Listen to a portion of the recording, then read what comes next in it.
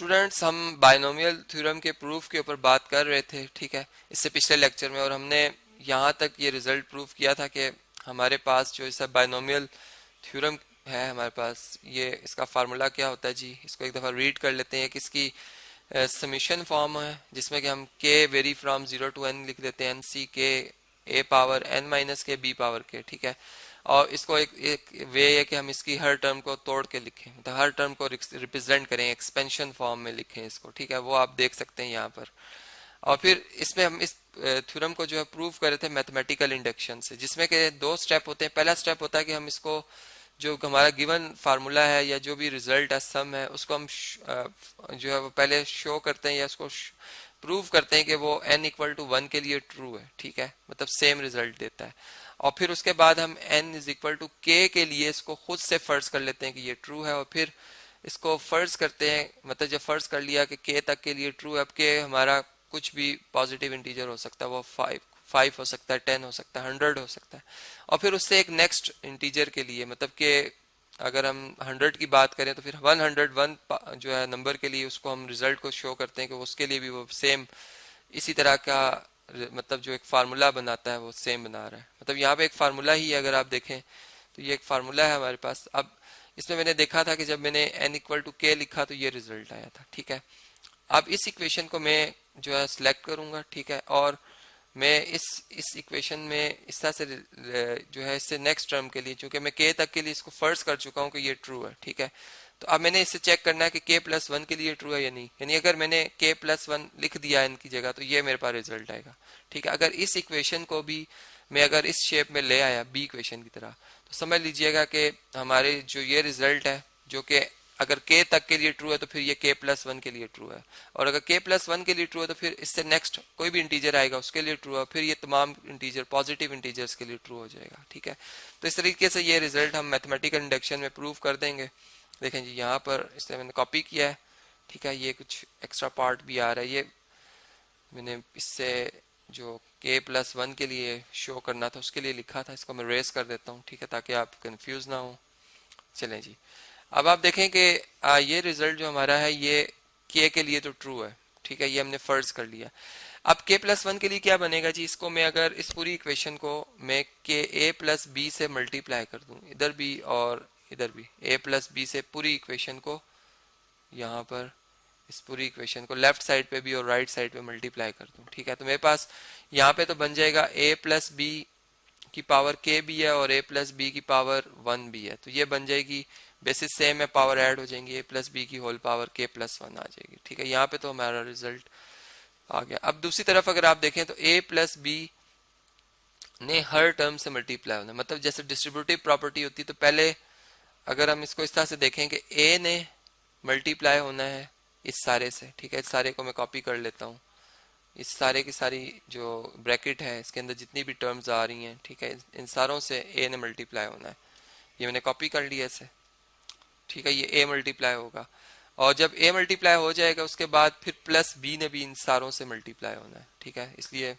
अब मैं plus b लिखता हूँ, यहाँ पर आएगा प्लस b ब्रैकेट, इसी तरह से यही जो एक्सप्रेशन है ये सेम आ जाएगा, यहाँ पर ये b से मल्टीप्लाई हो रहा है, ठीक है, ये यहाँ तक आपको बात समझ में आ गई। अब देखें इससे नेक्स्ट क्या होगा, अब जब ये a सारों से मल्टीप्लाई होगा तो जारी बात है जहाँ पर a आ रहा है उसकी एक एक पावर बढ़ती जाएगी, और जहाँ पर b आ रहा है तो जब b अपनी ब्रैकेट से मल्टीप्लाई होगा तो उधर b वाले की, चूंकि हर टर्म में अगर आप देखें तो इधर a k है और b पावर 0 है, इधर जब फर्स्ट टर्म से मल्टीप्लाई होगा इधर एक इंक्रीज आएगा, इधर मल्टीप्लाई होगा, फिर इसी तरीके से यहाँ मल्टीप्लाई होगा ये, और फिर इसी तरह हर टर्म से मल्टीप्लाई होगा, यहाँ पर मैंने डॉट सो ऑन लिखा हुआ, और फिर लास्ट टर्म से भी मल्टीप्लाई होगा। तो मल्टीप्लाई होने के बाद a मल्टीप्लाई होने के बाद जो रिजल्ट आ रहा है वो मैं यहाँ पे लिख रहा हूँ, मतलब यहाँ पे तो आएगा के सी 0 ही, ठीक है, यहाँ पे आएगा a पावर k प्लस 1 और b पावर 0, ठीक है, फिर यहाँ पे आएगा के सी 1, ठीक है, a पावर, अब देखें k माइनस 1 में आप 1 इंक्रीज करें ये k रह जाएगी, माइनस 1 खत्म हो जाएगा प्लस 1 से, ठीक है, और b पावर क्या आ जाएगी 1 आ जाएगी। फिर इसी तरह से इसे नेक्स्ट टर्म में अगर आप देखें तो के सी 2 a पावर k माइनस 2 है, अब इसमें 1 ऐड कर लें तो k माइनस 1 रह जाएगी और b पावर आ जाएगी 2, प्लस सो ऑन इसी तरीके से जो लास्ट टर्म है इसमें के सी के लिखा हुआ है, ठीक है, और ए पावर यहाँ पे आ जाएगी 1, मतलब 0 थी, 0 में 1 ऐड कर लें 1, और बी पावर क्या आ जाएगी, के आ जाएगी, ठीक है। ये तो मैंने अभी ए से मल्टीप्लाई किया है। अब इसी तरह अगर हम बी से मल्टीप्लाई करें, चलें यहाँ पर मैं लिख लेता हूँ यहाँ पर, ताकि स्क्रीन पर हमें नज़र भी आ रहा हो। अब बी ने जब मल्टीप्लाई होना है तो फर्स्ट टर्म तो आएगी के सी 0, ठीक है, ए पावर आ जाएगी के, और बी पावर आ जाएगी 1, ठीक है, मतलब ये 0 थी और बी से मल्टीप्लाई होकर एक पावर इसकी बढ़ा दी इसने। के सी जब हम 1 की बात कर रहे हैं सेकंड टर्म की, यहाँ पर ए पावर तो के माइनस 1 आएगी, लेकिन बी पावर क्या हो जाएगी, 1 थी, एक इंक्रीज हो जाएगी 2 हो जाएगी। इसी तरह यहाँ पे आएगा के सी 2 बी पावर ए पावर के माइनस 2, ठीक है, और बी पावर क्या आ जाएगी, 3 हो जाएगी, मतलब एक इंक्रीज कर जाएगी। इसी तरह से plus so on dot dot, यहाँ पे आ जाएगा के सी के, ठीक है, ए पावर 0 और बी पावर क्या आ जाएगी, के प्लस 1, ठीक है। अब आप देखें कि इनमें कुछ लाइक टर्म्स भी हैं। लाइक टर्म्स कौन कौन सी हैं, चले मैं इस एक्सप्रेशन को जो हमारे पास आ रहा है लेफ्ट साइड पे, इसको मैं यहाँ से कॉपी करता हूँ। मेरे पास स्क्रीन पे जगह थोड़ी सी शॉर्ट है, हम यहाँ पर इसे कॉपी कर लेते हैं, पेस्ट कर लेते हैं, ठीक है, यहाँ पर, ठीक है। अब इससे आगे मैं इसे कंटिन्यू करूंगा।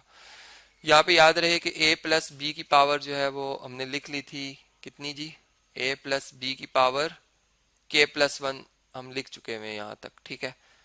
अब देखें इसमें जो हमारे पास फर्स्ट टर्म आ रही है, ये जो के सी 0 है, ये हमारे पास, बल्कि यहाँ से अगर हम इस चीज़ का अंदाज़ा लगाएं कि हमारे पास जो इसको मैं रेस कर देता हूँ, हमारे पास जो मतलब ये जो a power k plus B power 0 है, ये कहाँ पे लिखा हुआ है, ये इधर नहीं लिखा हुआ, ठीक है। लेकिन अगर हम इस टर्म को देखें, इन्हें में एक जैसा ब्लॉक, इनमें जो एक जैसी लाइक टर्म्स हैं उनको मैं, या जिनमें आप ये कह सकते हैं कि जो नंबर्स हैं उनकी पावर सेम आ रही है, उनको मैं ब्लॉक में बंद कर लेता हूँ। कोफिशिएंट डिफरेंट है, लेकिन इनमें जो नंबर हैं ये आपस में ऐड हो सकते हैं। मतलब अगर 2ab लिखा हो और 3ab लिखा हो तो इसमें ab आने की वजह से ये ऐड हो सकते हैं, ये 5ab बन सकते हैं, ठीक है।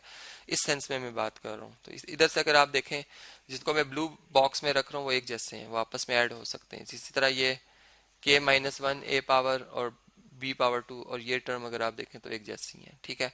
मतलब इसी तरह इस ये वाली टर्म और इधर भी एक टर्म होगी जो कि मैंने नहीं लिखी, वो एक जैसी थी। फिर इसी तरह अब ये जो टर्म है के सी के ए पावर 1 बी पावर के, ये इससे पहले जो एक टर्म आ रही है उससे मिलती जुलती है। इसका मतलब जो लास्ट टर्म और ये वाली जो, मतलब ये फर्स्ट टर्म और लास्ट टर्म इन इन ये सिंगल टाइम लिखी आएंगी, इनको हम एज इट इज लिख देते हैं, मतलब के सी 0, ठीक है, ए पावर के प्लस 1 बी पावर 0, ठीक है। अब ये जो टर्म्स हैं ब्लू वाली, इनको मैं बॉक्स में लिखूंगा, मतलब के सी 1 प्लस के सी 0, ठीक है। इनके कोफिशिएंट्स ब्लॉक में लिख रहा हूँ, जबकि इनके साथ जो नंबर आ रहा है ए पावर के बी पावर 1, वो मैं 1 टाइम कॉमन लेकर लिख रहा हूँ, ठीक है। इसी तरह इससे नेक्स्ट जो हमारे पास है ये के सी 2 के सी, यहाँ पे अगर आप देखें तो यहाँ पर 1 था, यहाँ पर 0 था। इसी तरह के सी 2 प्लस के सी 1, ठीक है, ये इधर आ जाएगा। और इसमें कॉमन क्या है, ए पावर के minus 1 B power 2 plus so on, ठीक है। इसी तरह जो लास्ट है हमारे पास वो के सी के ए पावर 0 और बी पावर के प्लस 1 आ जाएगी, ठीक है।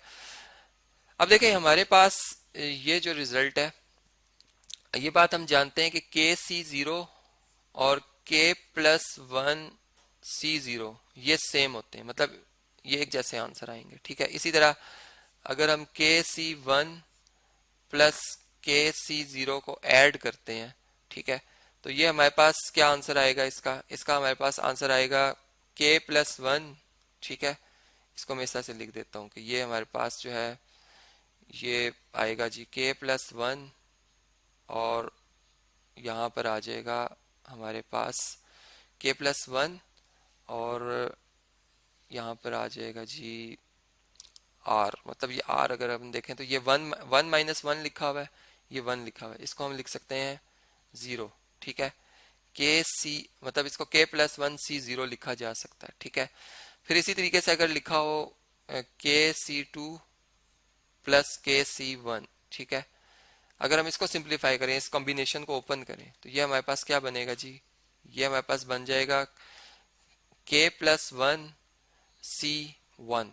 ठीक है, तो इस तरीके से अगर आप देखें तो हमारे पास जो ये जो टर्म्स लिखी हुई हैं, ठीक है, ये k सी वन प्लस के सी जीरो, ठीक है, इसको मैं क्या लिख सकता हूँ, इसको मैं लिख सकता हूँ k plus one C one. ठीक है, इसको हम लिख सकते हैं k plus one C to.